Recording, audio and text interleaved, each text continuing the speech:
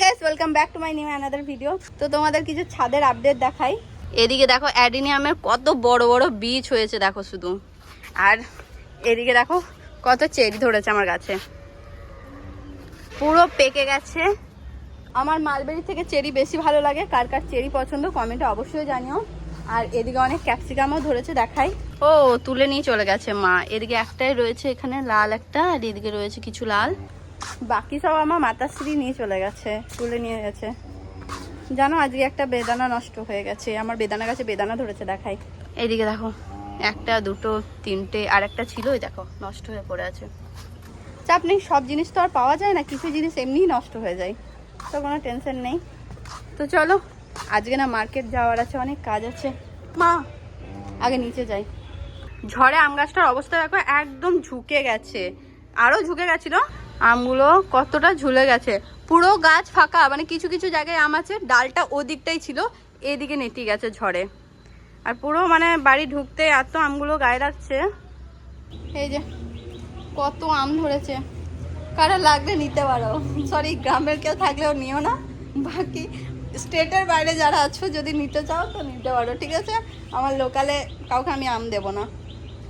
এইদিকে আমার গাছটাকে দেখো, মানে ডেলিভারি বয়রা লিটারালি শুধু বলে ওই ফুল গাছের বাড়িটাই তো, ওই ফুল বাড়িটাই তো, শুধু এই গাছটার জন্য।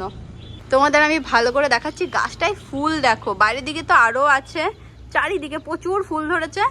তাই ডেলিভারি দাদারা আমাদের বাড়ির নাম দিয়েছে ফুলবাড়ি, মানে আমাদেরকে বাড়ির নাম দিতে হয়নি, দাদারাই নাম দিয়েছে ফুলবাড়ি।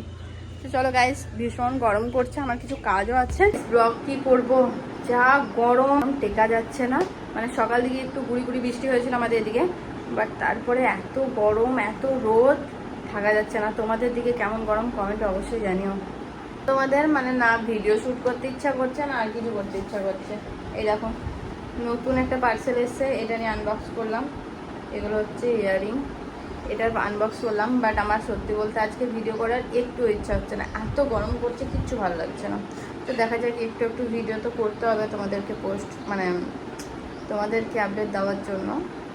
তো চলো করে ফেলে আগে, তারপর দেখা হচ্ছে। প্রায় 5টার দিক নাগাদ আমি আর মা বেরিয়ে পড়েছিলাম একটু শপিং করতে, কারণ নেক্সট ডেতে ছিল একটা প্রোগ্রাম, ছোট বাচ্চার জন্য ড্রেস নিতে হতো, কারণ আমার একটা পুচকে ভাইজি হয়েছে, তাই তারই আছে কাল পোদ ভাত। আর ওই পুচকেটার জন্য আমি ড্রেসই খুঁজে পাচ্ছিলাম না, একদম সদ্য বাচ্চা, কি দেবো বুঝতেই পারছিলাম না। তাই চলে এলাম শাড়ির দোকান, না ওর জন্য শাড়ি নিতে না, আমি আমার জন্য শাড়ি নিতে এসেছিলাম, যে পরে ওর ড্রেসটা কিনবো, আগে আমার ড্রেসটা কিনে নিই। শাড়ি কেন কিনছি কে কে গেস করতে পেরেছো কমেন্টে জানিও। দাদা আমাকে প্রচুর শাড়ি দেখেছিল, একটাও মনে লাগেনি। শাড়িগুলো ভীষণ সুন্দর ছিল, তবে আমি একটু ইউনিক কালারের শাড়ি খুঁজছিলাম, কারণ আমার কাছে অলরেডি অনেক শাড়ি আছে, আর সেই কালারেরই শাড়ি আমাকে দেখাচ্ছিল বারবার।